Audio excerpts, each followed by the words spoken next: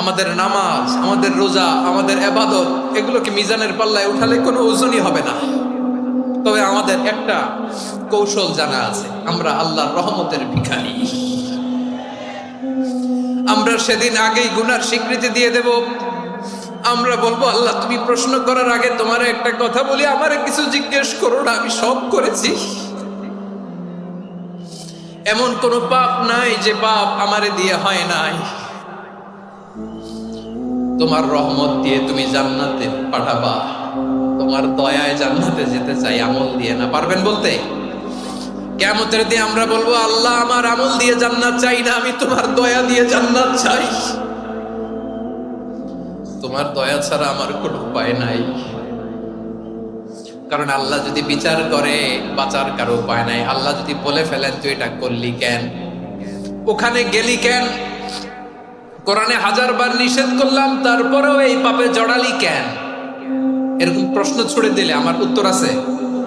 বাঁচার কোনো উপায় আছে? রোজ হাসরে হে আল্লাহ আমার করোনা বিচার, আল্লাহ করোনা বিচার। বিচার চাহি না তব দয়া চাই, এ গুনাহগার করোনা বিচার।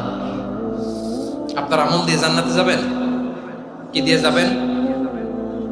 আল্লাহর দয়া দিয়ে। আল্লাহর রহম আর দয়া ছাড়া কেউ জান্নাতের চেহারাও দেখতে পাবে না। আমার প্রিয় ভাইরা, এই দোয়া আল্লাহর কাছে পছন্দনীয় হওয়ার কারণ 3টা। দোয়ার প্রথম অংশে আছে তাওহীদ, আল্লাহর একত্ববাদের ঘোষণা। এই দোয়ার দ্বিতীয় অংশ আছে তাসবিহ, আল্লাহর প্রশংসা সূচক বাণী। এই দোয়ার 3 নাম্বার অংশ পাপের স্বীকৃতি।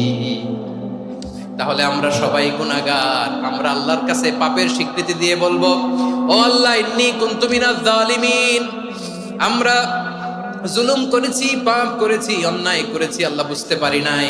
শয়তানের ওয়াসওয়াসায় পড়ে, বন্ধুর পাল্লায় পড়ে, নফসের খায়েশ মিটাতে যে আল্লাহ করে ফেলেছি। তুমি গুনাহ না মাফ না করলে আমাদের গুনাহ মাফ করার দ্বিতীয় কেউ নাই। ঠিক কিনা বলেন? এভাবে অনুতপ্ত হয়ে যদি আল্লাহর কাছে দোয়া করেন, দেয়ালে পিঠ থেকে গেছে, কোন রাস্তা নাই বের হওয়ার, ওই মুহূর্তেও আপনাকে বিপদ থেকে উদ্ধার করবে কে? বিশ্বনবী চরম বিপদে পড়লে 2টা দোয়া পড়তেন। প্রথম হলো এটা, লা ইলাহা ইল্লা আনতা সুবহানাকা ইন্নী কুনতু মিনাল জালিমিন। এই দোয়াটা আমরা বেশি বেশি পড়ব প্রিয় ভাইরা। রাজি আছেন? সবাই আওয়াজ করে পড়ুন ইনশাআল্লাহ। আমার প্রিয় ভাইয়েরা, বিপদে পড়লে বিশ্বনবী আরো একটা দোয়া